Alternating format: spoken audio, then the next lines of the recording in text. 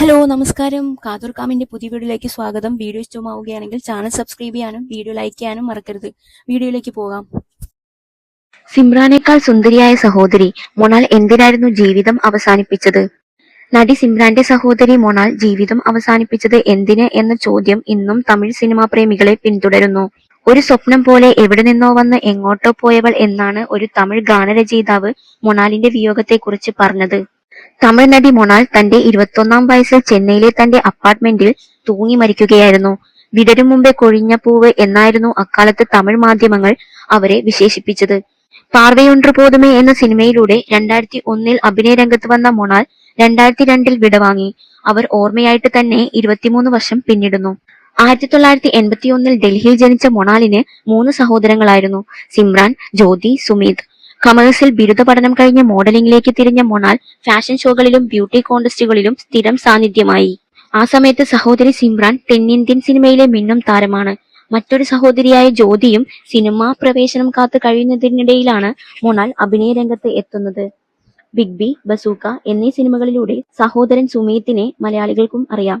ആദ്യ സിനിമയുടെ ഷൂട്ടിംഗ് ലൊക്കേഷനിൽ നടന്നു എന്ന് പറയപ്പെടുന്ന ചില സംഭവങ്ങൾ അക്കാലത്ത് മാധ്യമങ്ങൾ റിപ്പോർട്ട് ചെയ്തിരുന്നു. സെറ്റിൽ അതിവൈകാരികമായി പെരുമാറുന്ന മൊണാലിനെ കുറിച്ചായിരുന്നു വാർത്തകൾ.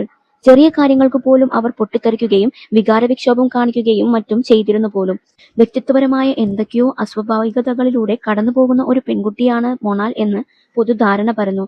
എന്നാൽ ഹൈപ്പർ സെൻസിറ്റീവായ ഒരാളുടെ സ്വാഭാവിക പ്രതികരണങ്ങൾ മാത്രമായിരുന്നു അതെന്നും പറയുന്നവരുണ്ട്. ഏതായാലും നിരവധി തമിഴ് സിനിമകൾ ശ്രദ്ധേയ കഥാപാത്രങ്ങൾ അവതരിപ്പിച്ചുകൊണ്ട് പ്രശസ്തി നേടി. വിജയ് നായകനായ ബദ്രിയായിരുന്നു മൊണാലിന്റെ ആദ്യ സിനിമയെങ്കിലും ആദ്യം റിലീസ് ചെയ്തത് പാർവയൊன்றേ പോതുമേ ആയിരുന്നു. മൊണാൽ തുടർന്ന് അഭിനയിച്ച സിനിമകളെല്ലാം തന്നെ വൻ വിജയങ്ങളായിരുന്നതുകൊണ്ട് അവരെ തേടി നിരവധി അവസരങ്ങൾ വന്നു. ഒരേ സമയം ഒരു തമിഴ് സിനിമയുടെയും സുമനൊപ്പം തെലുങ്ക് ചിത്രത്തിന്റെയും കരാറിൽ ഒപ്പുവെച്ച മൊണാൽ സിനിമാ കരിയറിൽ വളരെ സന്തുഷ്ടയായിരുന്നു എന്നാണ് അടുപ്പമുള്ളവർ പറയുന്നത്. എന്നിട്ടും ഒരു ദിവസം എല്ലാവരെയും ഞെട്ടിച്ചുകൊണ്ട് അവർ സ്വയം അവസാനിപ്പിച്ചു.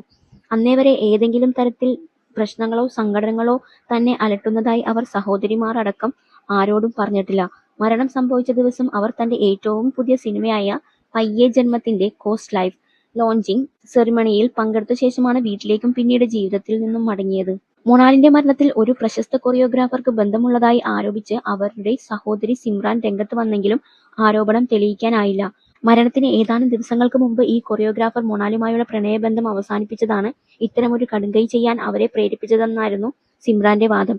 എന്നാൽ ഒരാൾ കൈയൊഴിഞ്ഞാലുടൻ അവസാനിപ്പിക്കാനുള്ളതാണോ ജീവിതം എന്ന മറുചോദ്യം ഉയർത്തിയവരും ഏറെ. ഇതൊക്കെ സിനിമയിൽ വളരെ സ്വാഭാവികമായ കാര്യങ്ങളല്ലേ എന്നും അവർ വാദിച്ചു. ഏതായാലും കാലാന്തരത്തിൽ എല്ലാം വാദമുഖങ്ങളും മാഞ്ഞുപോയി.